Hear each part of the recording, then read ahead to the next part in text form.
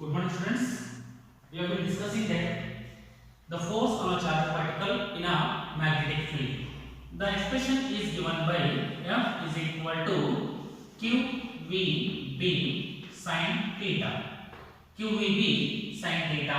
Okay. So now by using this equation, I want to define the term B, that is magnetic field. So here this equation implies that B is equal to what? B is equal to F divided by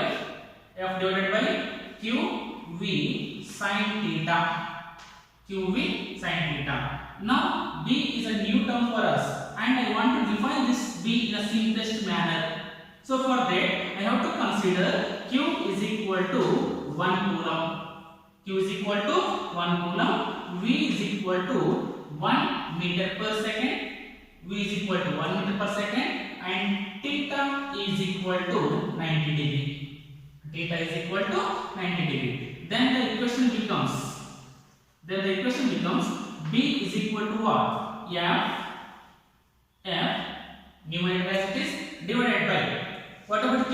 Q is a charge and I have considered it as 1 coulomb. So Q is equal to 1. V is a velocity which is moving with the velocity of 1 meter per second. We have considered here 1 sin theta. Theta is 90 degree. So therefore sin 90 is equal to what? Sin 90 is equal to 1. So Q is 1, V is 1, sin theta is also equal to 1. So the entire denominator term becomes 1. Therefore B is equal to F.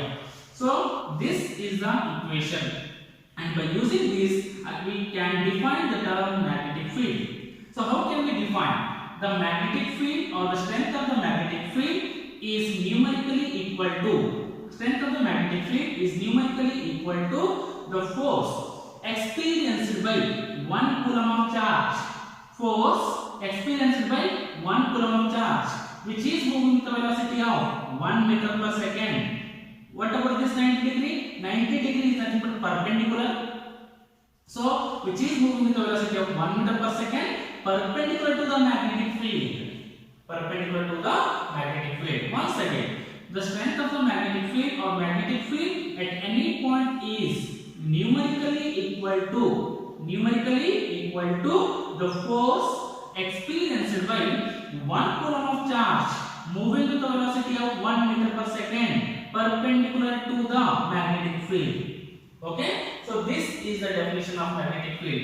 And now what is the unit of the magnetic field? The unit of the magnetic field is Tesla. Unit of the magnetic field is Tesla. Okay, so therefore again I want to define 1 Tesla. In this equation, if F is equal to 1, then what about B? B is equal to 1. If F is equal to 1, then B becomes 1. So magnetic field is said to be 1 Tesla. Magnetic field is said to be 1 Tesla if 1 coulomb of charge moving with the velocity of 1 meter per second perpendicular to the magnetic field experiences a force of 1 Newton. Once again, if 1 coulomb of charge moving with the velocity of 1 meter per second perpendicular to the magnetic field experiences a force of 1 Newton, then the magnetic field is said to be 1 Tesla. This is the simple definition. Okay, so this is about the magnetic field, definition of magnetic field, unit of magnetic field, and the definition of unit, that is Tesla. Okay, so this is the SI unit, and the CGS unit is Gauss. Okay, so therefore, and there is a relationship between these two. 1 Gauss is equal to 10 raised to minus 4 Tesla. 1 Gauss is equal to 10 raised to minus 4 Tesla. Okay, so this is about the magnetic field. And now the next concept is Lorentz force.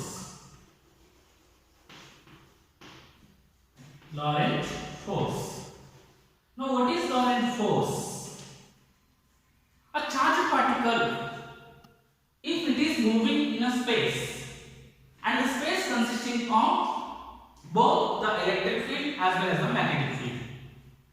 both electric field and magnetic field. For example, this is a space where it contains electric field as well as magnetic field.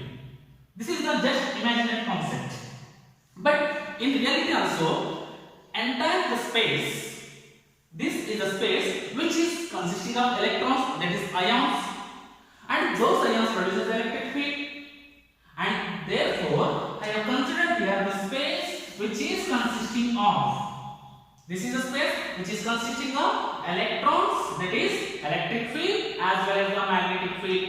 If those electrons are in a state of motion, that consisting of the magnetic, that produces the magnetic field. So therefore the space is consisting of both electric field as well as magnetic field. And in this space, if a charged particle enters, then what happens to the charged particle? The charged particle Q experiences a force because of both electric field as well as the magnetic field. Okay, suppose here this is the charge Q.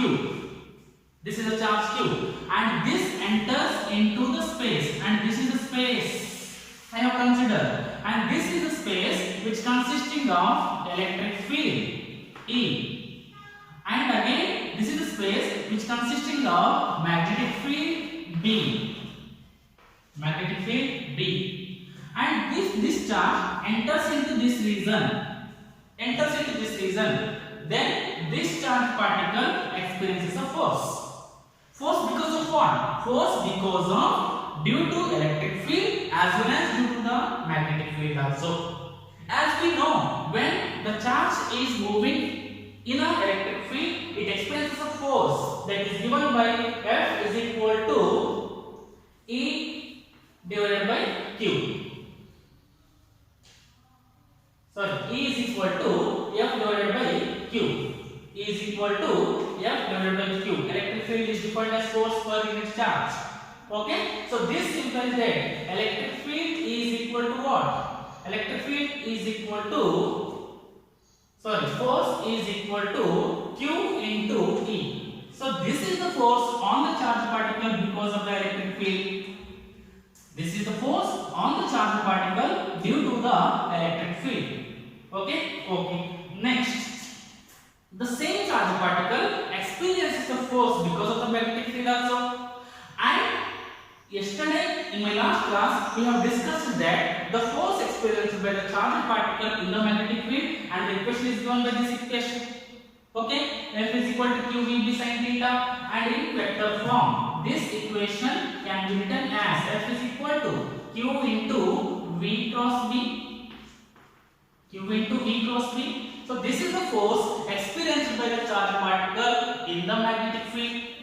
So now here the charged particle experiences a force because of the electric field as well as because of the magnetic field. This is the force because of the electric field. And the same charged particle experiences the force because of the magnetic field, and which is given by Q into V cross B. So the combined effect of, or the combined force due to electric field as well as magnetic field on the charge is called as Lorentz force. Okay? If a charged particles enters into the space with consisting of both electric field and magnetic field, then the charged particle experiences a force due to magnetic field and electric field. So the combined effect of both electric field and magnetic field is called as Lorentz force. Okay, the force due to the both electric field and the magnetic field is Lorentz force. So Lorentz force F is equal to what? Equal to the sum of force due to the electric field as well as the force due to the magnetic field. Okay, so F is equal to what? F is QE plus what about FB? FB is equal to Q into V cross B. So F is equal to Q is common. So Q into E plus V cross B. E plus V cross B. So this is the expression for Lorentz force. This is the expression for Lorentz force. And once again, what is Lorentz force? What is Lorentz force? The force due to both electric field and magnetic field on the charged particle. This must be compulsory on the charged particle. So force due to both means addition, both electric field and the magnetic field on the charged particle. And this is expression Fl is equal to Q into E plus V cross B. Q into E plus V cross B. And the force is a vector quantity. And therefore, this has a direction.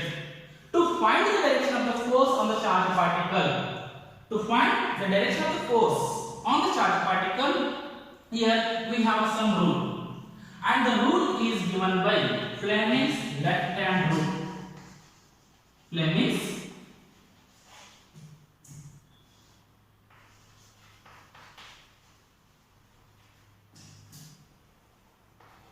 left hand rule.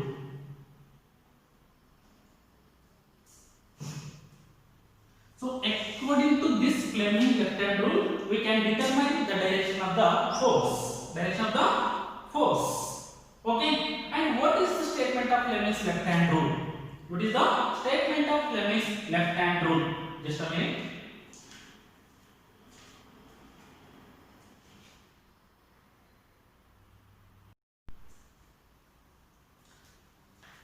So Fleming's left hand rule. So by using this rule, we can determine the direction of the force. According to this rule, stretch the first three fingers of the left hand in such a manner that they are mutually perpendicular to each other. Stretch the first three fingers of the left hand. Left hand, 1, 2, 3. These are three fingers. And first, stretch these three fingers in such a manner that these three must be mutually perpendicular to each other. Okay? Either ಇದು perpendicular ಇರಬೇಕು, ಇದು perpendicular ಇರಬೇಕು, ಇದು perpendicular ಇರಬೇಕು. Like this. So stretch the first three fingers of the left hand in such a manner that they are mutually perpendicular to each other. Then here this is the forefinger or index finger, thumb and the middle finger. Index finger points that index finger indicates the direction of the magnetic field. Index finger indicates the direction of the magnetic field. And here the middle finger indicates the direction of motion of the charged particle, that is the velocity of the charged particle. Then the thumb indicates the direction of the force on the charged particle. So by using this left hand rule, we can determine the force on the charged particle. Once again, according to Fleming's left hand rule, stretch the first three fingers of the left hand in such a manner that they are mutually perpendicular with each other. Then forefinger or index finger indicates the direction of the magnetic field. Direction of the magnetic field. Middle finger indicates the direction of the motion of the charged particle. Then the thumb indicates the direction of the force. Okay? I'll write here forefinger or index finger,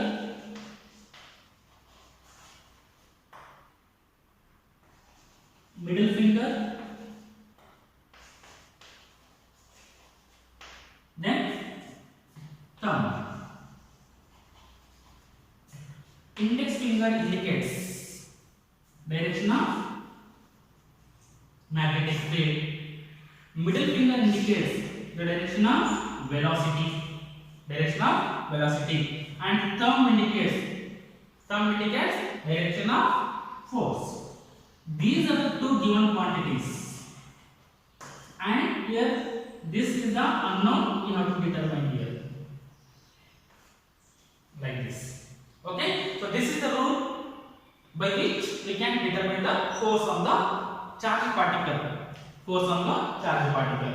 Next. Force on the current carrying conductor.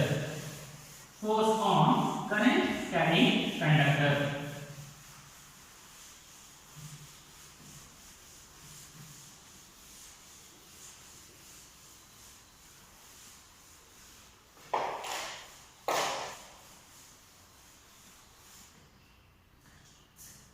in a magnetic field. Force on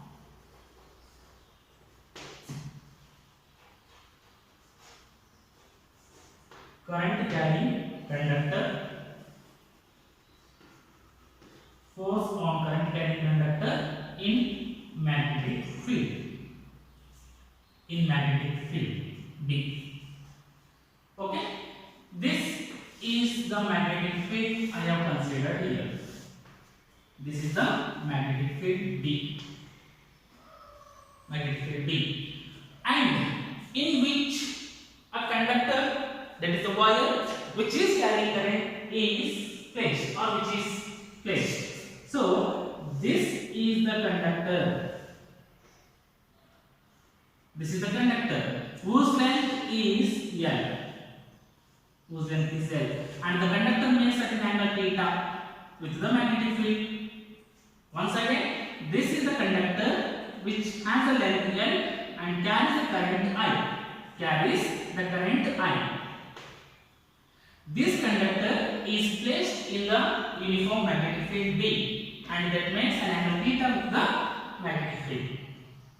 Next, whether the force exerts on the conductor or not. First thing, as we see yesterday, as we have discussed, there will be no force if the charge on the particle is 0. But as a whole, the conductor is electrically neutral. As a whole, the conductor is electrically neutral. But even though this conductor experiences a force because of the magnetic field, why it is possible means, or how it is possible means, here the conductor which has the equal number of protons and the electrons, that is positive charges and negative charges. The positive charges is nothing but the nucleus. Positive charge is nothing but the nucleus of an atom, and those the nucleus of an atom is not able to move, or it is fixed. But what about the electrons? Electrons inside the conductor are able to move from this end to this end. Of course, the nucleus of a single atom is stationary. Nucleus of a single atom is stationary, and it consisting of a large number of atoms. Okay, many atoms, and the each and every nucleus of each and every atom is stationary. That is, the positive charges of the conductor is stationary. That's why the positive charges of the conductor will not experience any force. But what about the electrons? The electrons of an atom are able to rotate or able to move, and therefore the electrons can rotate or electrons can move from this end to this end, and that's why the electrons experiences the force here. Electrons experiences the force. And now see here, as a whole, the conductor is electrically neutral. But according to the yesterday's concept, it should not experience any force because of the magnetic field, as it has the charge 0. But if we consider separately positive charges as well as the negative charges, the positive charges will not experience any force, but the electrons experiences a certain kind of force because of the magnetic field. And I have to derive the equation for the force experienced by the conductor here. Okay, so now this is the conductor which is placed in the magnetic field, and I is the current which is carrying, and this conductor makes an angle theta with the magnetic field. It is the magnetic field. So the electron here, which starts its journey from this end and reaches this end. This is the point A and this is the point B. In certain time t. In certain time t, the charge Q is moving from end A to B in time t. In time t. Okay? And A to B is nothing but what? A to B is nothing but L. That is charge Q. Charge Q covers the distance L in time t.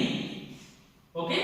Charge Q covers a distance L in time t. Next, so we know that the force experienced by the charge particle, force experienced by the charge particle, and the equation is QVB sin theta, QVB sin theta, and F is equal to Q. F is equal to Q. And what is V? Velocity. And velocity is equal to displacement divided by time taken. And what is the displacement of the electron from end A to end B? That is L. And divided by, and how much time takes to reach from A to B? T, small t. That is T. So V is equal to L by T. V is equal to L by T. I replace this V by L by T. L by T into B is constant, sin theta. Sin theta. So F is equal to, and what about this Q by T? Q by T. Charge per time. Charge per time is nothing but current. Okay? Whenever the charge starts flowing from end A to end B, then it is called as current. Okay? So Q by T is called as current I into L B sin theta. L B sin theta. Again, force is a vector quantity, displacement is a vector quantity, B is a vector quantity, I is a scalar quantity. Okay, so therefore this equation can be written as force F is equal to L B sin theta. Here this is possible, vector is possible by the vector product L B sin theta, that is L cross B. So this is L cross B. And what is I? I is a scalar. I can multiply here. So L cross B. This is the equation. This is the equation of force on the conductor carrying the current in magnetic field. Now, again it has the cases. Two cases. Suppose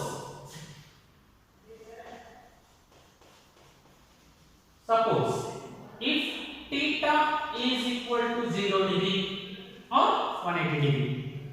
If theta is 0 or 180 degree, then what is the force? Sin 0, 0 cosine 180 is also 0. Then F is equal to 0. Then F becomes 0. This implies that if a conductor is parallel to the magnetic field, this is the conductor. If it is parallel to the magnetic field, then there will be no force on the conductor. Next, if theta is 90 degree, then the conductor experiences the maximum amount of force.